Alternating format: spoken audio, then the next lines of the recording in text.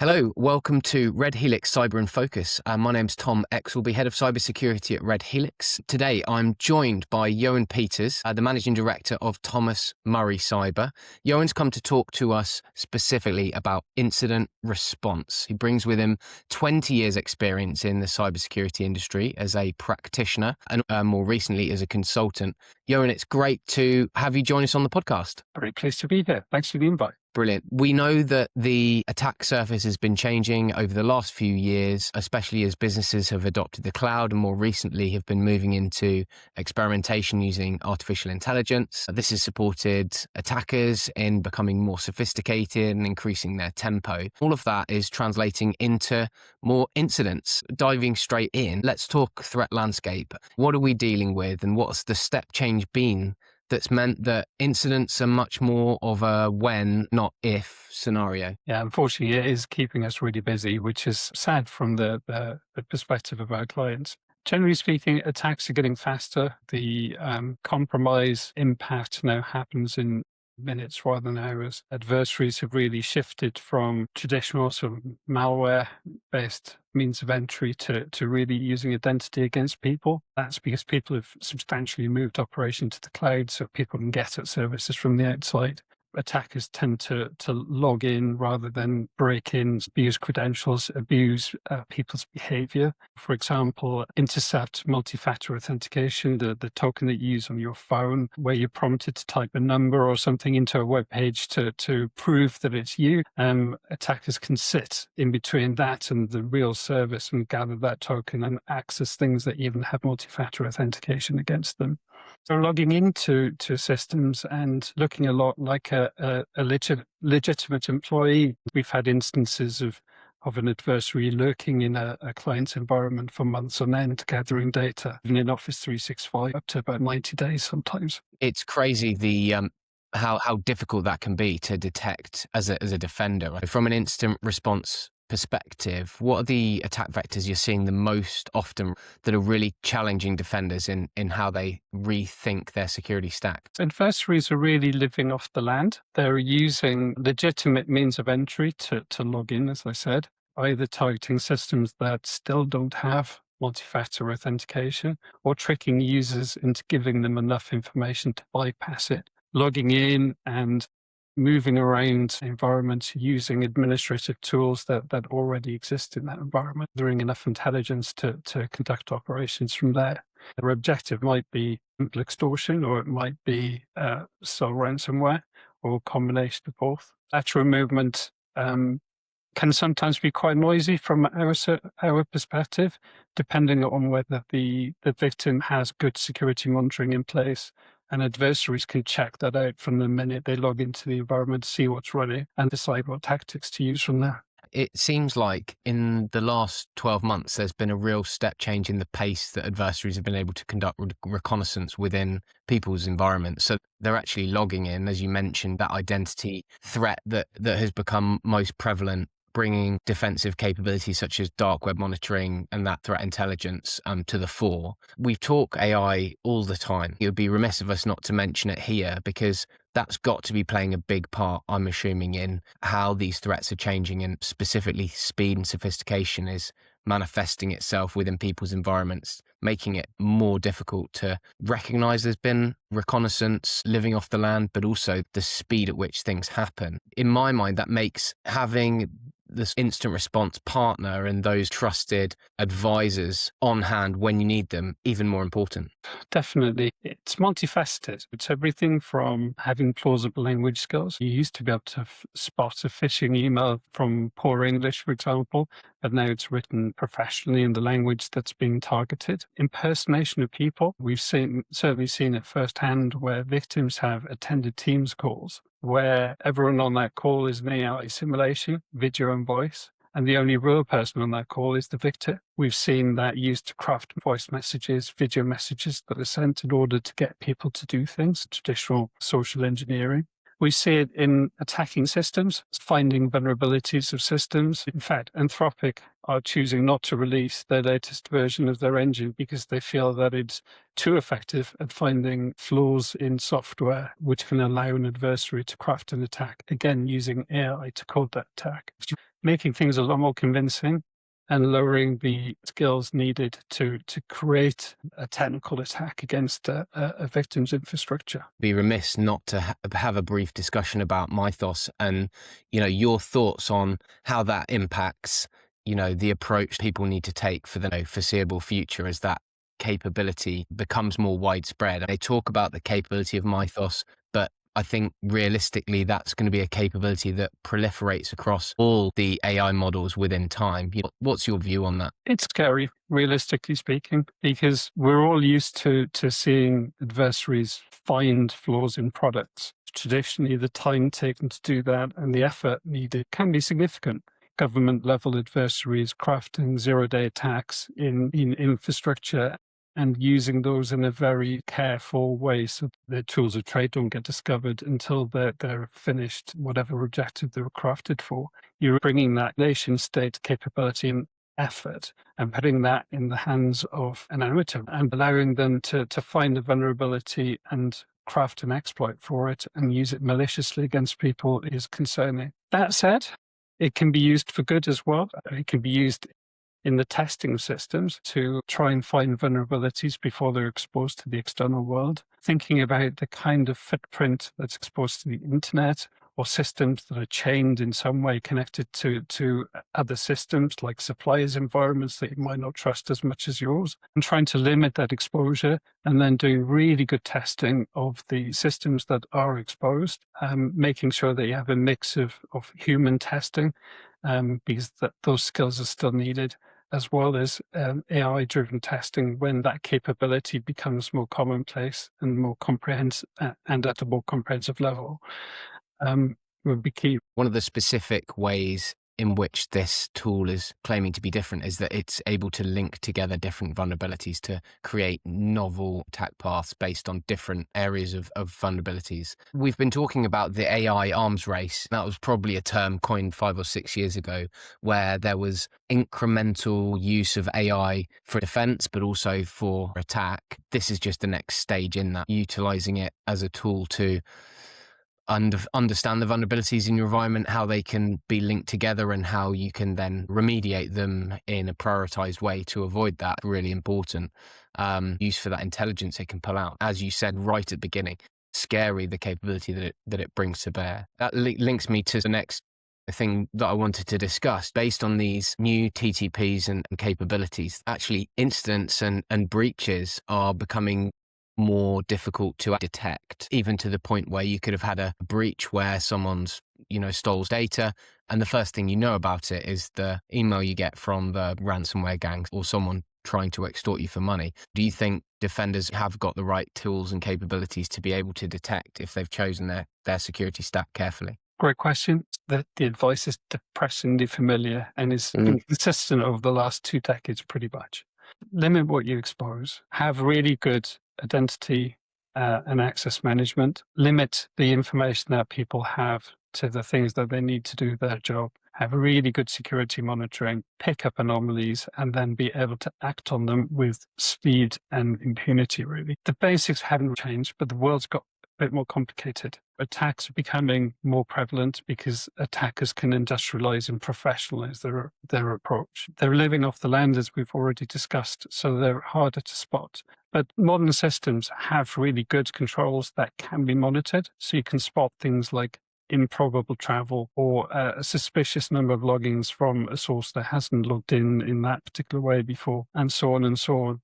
Multi-factor authentication can be bypassed, but there are controls in place that can limit the damage through expiring somebody's access quickly to the resources rather than leaving it open for, say, 90 days, as is sometimes the case in Microsoft 365. Training end users at the end of the day to be that first line of defense to try and spot a phishing attempt or somebody trying to manipulate their behavior by acting with urgency. I had a phishing email, for example, pretending to be my chairman just this week, trying to convince me to do something that was out of character and quickly, putting time pressure on. And it took me a second read to think, Actually, that's not my chairman. It's a reasonably well crafted phishing email.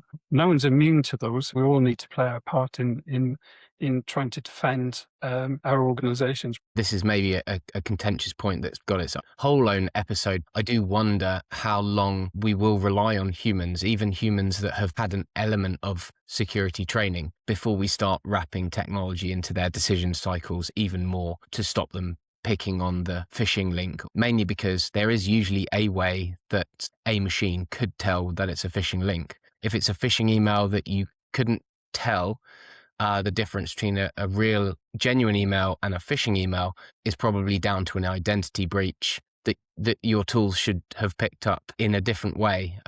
We wonder how long it will be before the tools are integrated to a point where we say, okay, thanks security awareness training, we maybe aren't getting the right return on investment for delivering that. There's been some studies that suggest that, but maybe one for a different podcast. Well, briefly, I would say over-reliance on tooling is a really bad thing. Ultimately, a feeling that people are absolved from any level of responsibilities is a bad step. The tooling will get better, and there are products out there that use AI to try and differentiate between a phishing attempt and a real email and do quite a reasonable job of it. Ultimately, it's an arms race between the adversary and the detection mechanisms, and the only arbiter in that arms race is the person behind the keyboard. The more they can be empowered to spot attacks, keeping in mind that they'll get more sophisticated and more realistic, the better. They're the first and last line of defense typically.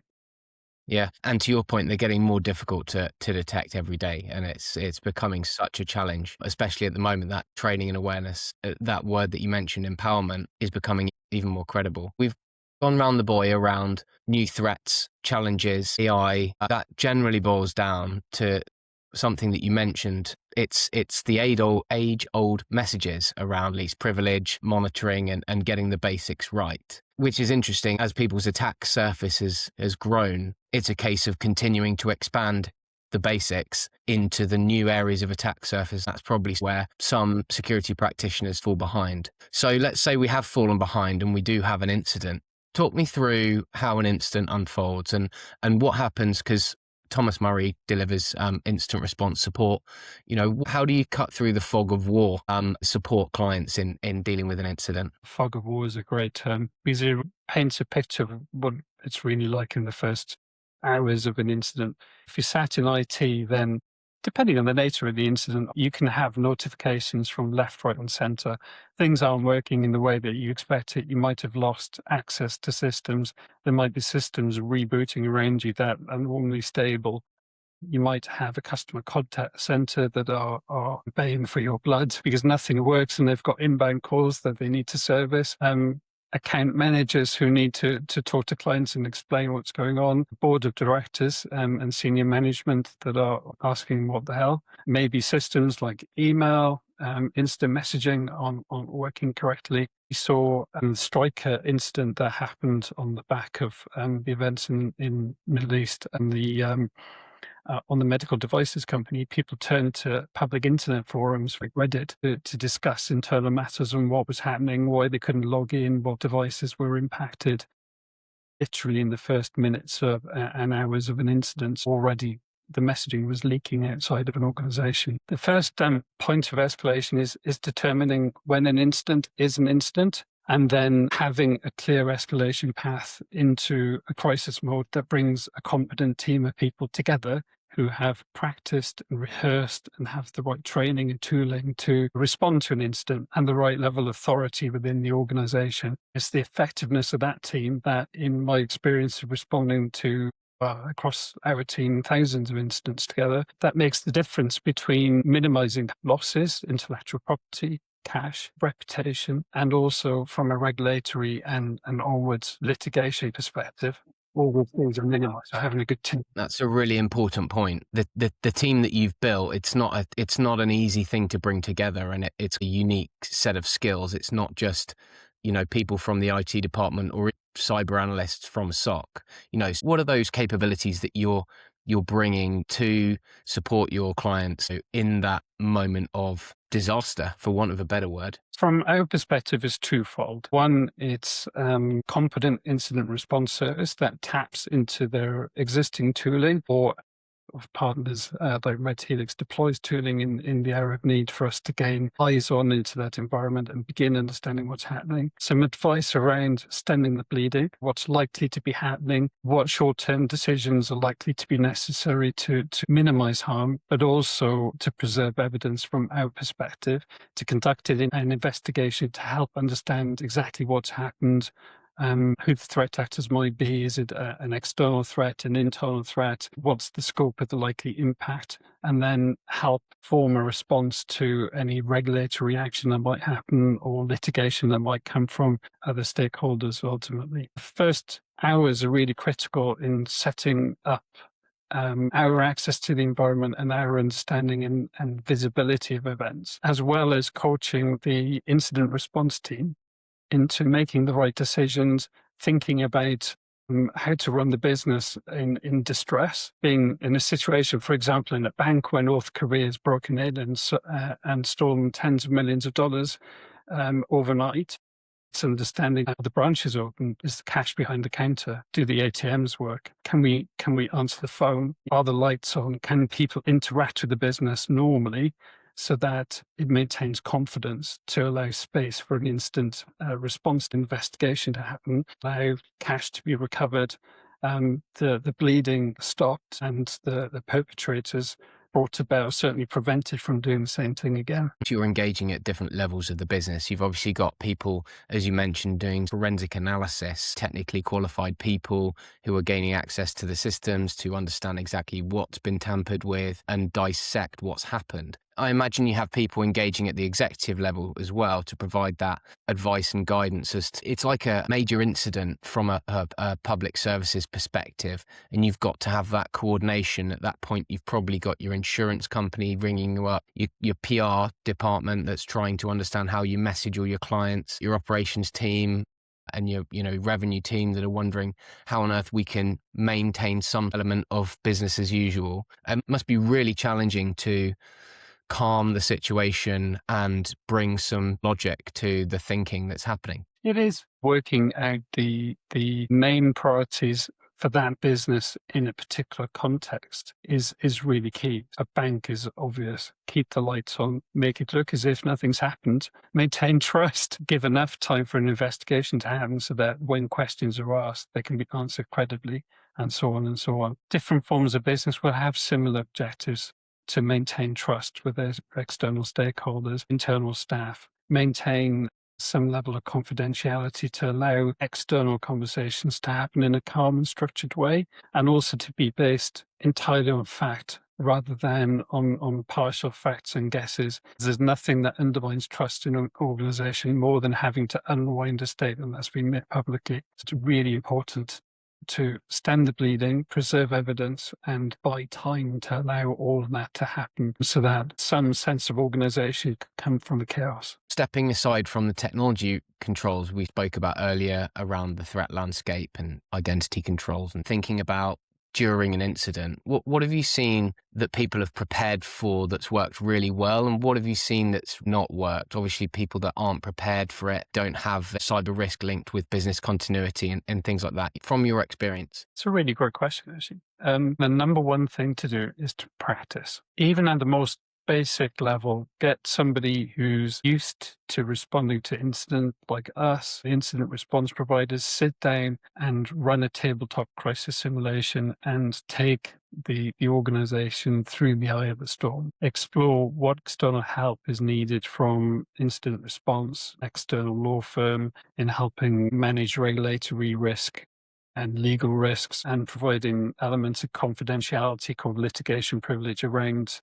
the working documents of conversations of an incident, and maybe a communications company who are specialized in crisis comms, and really recognizing the strengths of external support and also the internal roles that can bring really good context on what's important to the business, what's important to their customers, how do interactions work, how does the IT work, where are the information sources that can help us investigate what's happened? Where's the external exposure of the environment? We can begin tightening those controls and cutting off the adversary's access when the time is right, when we know pretty much their tactics, so that we can, in a managed way, remove them from the environment and be sure that they don't get back in again. Because playing whack-a-mole for weeks afterwards, if it's done too early, is not fun and really undermines everyone's credibility and takes the cost of an incident through the roof. Being sort of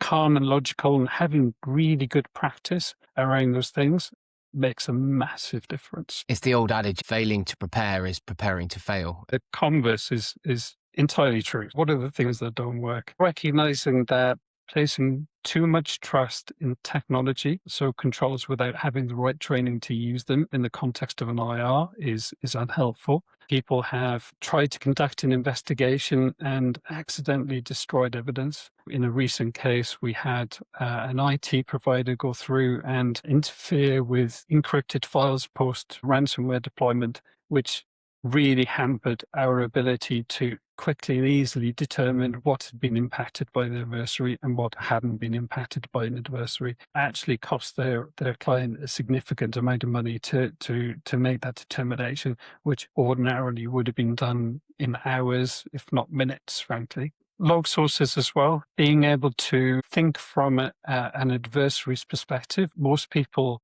log access to resources when it's denied, but it's actually really helpful to log access full stop to resources when things are accessed as well as denied access. That's because if an adversary's been in an environment and exfiltrated some data, it can really help determine exactly what's been exposed. That minimizes things like the legal impact, the regulatory impact, the litigation from affected parties and so on, rather than having to say, well, this giant bucket of data, something was taken from there. You can say, well, ABC was taken from there, but nothing else. Really helpful. And that links directly to what we talked about around insider threat, hiding in plain sight, stealthy lateral movement, continuing to expand the data that you're collecting just builds that picture for your team to sift through, to be able to understand what's happened and where things have gone and who's been in the system. Like detectives, really, aren't they, collecting evidence? Yeah, well, we love data because it tells us exactly what's happened. When it's missing, we have to stitch things together and make educated guesses to fill the gaps.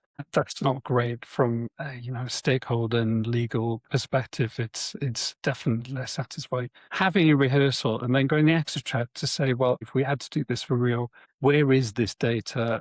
What data sources do we have access to? If the level of threat justifies it, and if the company's targeted level of maturity justifies it, you can actually have a red team exercise, commission some friendly attackers to run a capture the flag exercise digitally and test if these controls work for real. All of these exercising, something that we were rigidly drilled on in the military, is conducting post-incident reviews, taking lessons identified, logging those, and then turning them into lessons learned. The key distinction between those is you identify a lesson, you haven't actually learned it until you can prove that the process has changed or the mindset has changed, and you've then tested again to show what you have implemented is working. That comes back to your point around regular exercising, making it a cadence which suits the business to make sure that they are prepared and they know how to react. Also adding enough importance to this, cyber's one of the few systemic risks out there that can take a perfectly healthy business and sink it overnight. Deserves some respect and proper investment in time, energy, and resources to really counter that risk and try and reduce it as much as possible. It is really interesting. I've been doing some research looking at business reports from the previous financial year. They talk a really great game about how important cyber is in the blurb. But when you scroll down to the risk register and how they're mitigating risk, and they usually do the classic red, amber, green, three by three grid of risk articulation. Cyber then doesn't play a part in the top 10 risks, or it's buried somewhere in IT risk or system risk or something. It's a real mismatch to what the text says further up. If you dissect, one springs to mind. They were talking about supply chain risk. and you dug into it, actually they didn't mean supply chain risk. They meant the likelihood that a cyber breach occurred through their supply chain. There was a mismatch there, which meant that the way cyber was communicated to the people who were managing that business level risk wasn't done in a way that they understood. It's quite difficult sometimes to understand an intangible risk, something that you can't reach out and touch and visualize it. One of the things I did in a previous role as head of security audit for Airbus Group across the world was do a lot of the testing that I talked about earlier, run a capture the flag exercise and bring the risk to life so that people see the art of the possible and then sit down and listen. I never want to be in a situation where in one hand they've got a pen test report that they had 6 months previously that almost exactly mirrors the incident response report on how the adversary got into the environment. That's a deeply uncomfortable position to be in because you had the information, you just didn't act on it because you didn't place enough importance in that risk. Vulnerability management is an especially difficult one because we certainly see people we're working with, and you find that they may have invested all sorts of their technology stack. They may be doing lots of security awareness training, but if they've got copious amounts of critical vulnerabilities that don't seem to have a remediation plan, or the remediation plan's not prioritized correctly, you're having that awkward discussion where you're just describing how they've left all their windows open and gone on holiday. It's really tricky because some of these remediation plans, it's a considerable amount of work for people to get after. We've talked about exercising and the importance of exercising. Is there anything else that springs to mind that makes you think this is a really important layer of defense or procedural control or mindset that you've seen work very well when you've been responding to incidents and working with clients? It comes back to the first hours of an incident and what makes the difference. It's that ownership and decision making. Who is the incident commander, the person who's truly responsible for leading that business out of trouble? Somebody by name, not a vague role that's surprised on the day and been given the gift of trying to solve this really quite difficult and emotive problem.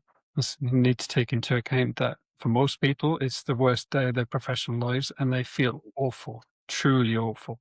Emotions are running high and the pressure's on to get a positive result. That person really needs the empowerment to be able to make decisions on behalf of the business. Sometimes that's a bit tricky because in a large company, powers of delegation, for example, to directors need to be in place to be able to make those decisions on behalf of the board and be that commander rather than team member. And that results in speed of actions, being able to remove systems from the network, disable users, impact the business in a way that would normally be pretty negative because you're shutting things down that the business needs in order to preserve the rest of the business from harm. Or maybe even be able to craft and deliver with the right legal and communication support difficult messages to regulators, to clients, customers and staff. And that person, and supported by the right team, that makes a massive difference. A lot of the time people would overlook that chain of responsibility, delegation type discussion. What you don't want to be is in the throes of an incident trying to figure out who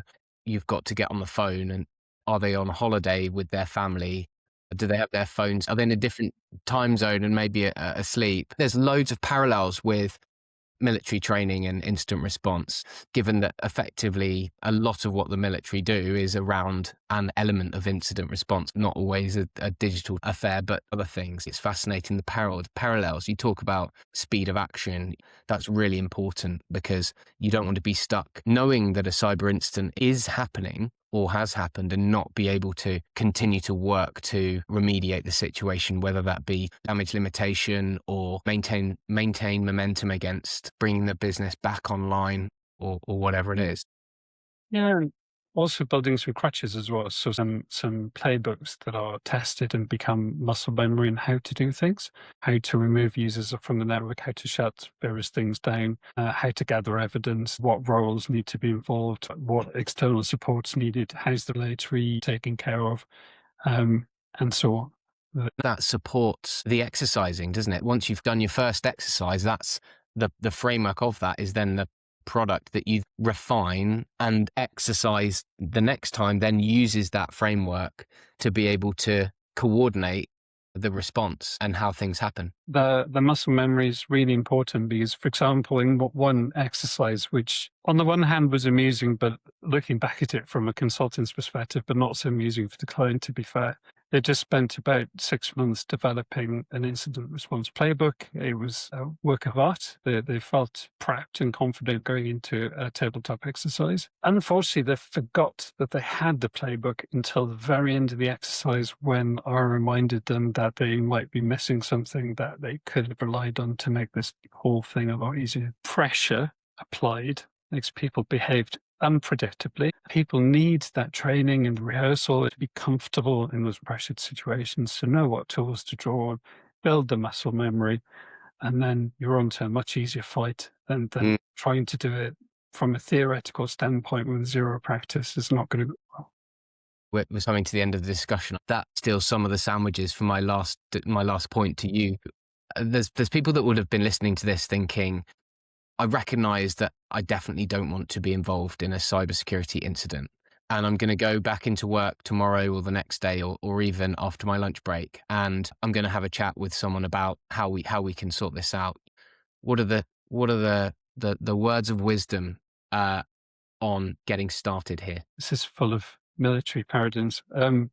So defense in depth, think of your environment in layers like an onion. Start at the outside. What are you exposing to the internet? What are you exposing to other environments? Your supply chain, for example, you might have contracted out your help desk. Your help desk from a different company may have really good links into your environment.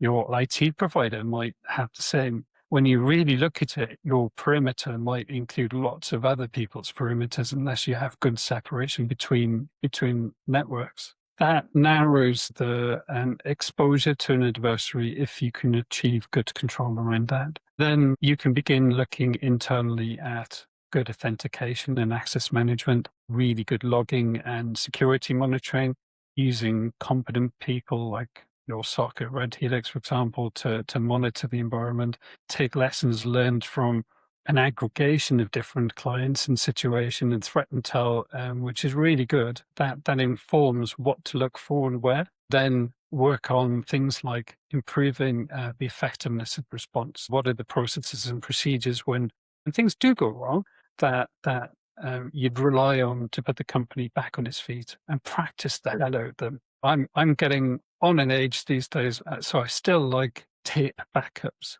because you can take a backup of your precious data, which is the value of your company normally, if not more, stick it offline in a safe where no one can get at it. You obviously have physical threats like fire, flood, and so on and so on. At the end of the day, having a good offline immutable backup, when they log into your network, sadly the time will come, they'll be looking for things like backups, because having a good backup undermines the business case to pay a ransom. So the first thing they'll look for typically is, what data are we going to exploit? Are we going to steal it, then encrypt it? So the first you know about it is when the encryption happens, unless you've got good monitoring in place. And it's already stolen at that point. So the impact is there. Where are the backups? Can we destroy those? Because without the backups, you're going to have to pay us. Fantastic list. I've made my notes to sum up. So defense in depth, looking at your security stack and designing it from the inside out and the outside in. Strong identity and authentication methods that are monitored, and also developing response procedures that are practiced. And then the final layer of having those immutable backups. Really good advice, and interesting that we circle round to those points from where we started, where we had a discussion that the best practices that have been commonplace for quite a while still remain. We're talking mythos, we're talking modern instant-related challenges. They remain the same. So people that are maybe feeling concerned about the changes in the threat landscape, struggling to understand the AI threat or the mythos threat or the ransomware threat, actually what we're saying is stick to the basics, and you're going to be a good way to securing yourselves and creating a difficult target for an attacker. Remember, an attacker's looking for low-hanging fruit first. You need to be more mature than your next door neighbor, basically. You need to be the person on the street that's already locked their door, locked their side gates, and has a CCTV camera, compared to your neighbor that might not. It's a horrible way to look at the world. but that's ultimately what an adversary is doing. They don't really care who they're attacking. They're looking for low-hanging fruit. They're looking to churn through victims and extort them for cash and make their business model. In the common case, obviously, there are targeted attacks aimed at extracting things like intellectual property and so on and so on. I'm just talking about volume, but be less attractive than your neighbour is a good first step. Just like you would do with your home security. Ioan, Exactly. that was a brilliant point to end on. We've circled right round incident response landscape, and it's been great to have that discussion with you and hear your experience, which really brought that to light. Thank you very much for joining the podcast. For anyone that's listening, you've got the ability to listen to us on Spotify. Make sure you check out the other episodes that have been recorded. You can see our beautiful faces and backgrounds in YouTube as well on Red Helix TV. If you've got any comments, make sure you add to this video. And if anything on this podcast or any of the other podcasts has sparked your interest or you want to find out more, make sure you get in touch. You can find Ioan and myself on LinkedIn. I'm obviously from Red Helix, Ioan as the managing director of Thomas Murray Cyber. We're proudly partnered together and looking forward to hearing from anybody who wants to get in touch around incident response or other cyber-related challenges that they're having. Ioan, thank you very much for joining me on the podcast. I'm sure I'll have you on again soon. Absolute pleasure. Thank you for the invitation. Take care. Thank you very much. Thank you.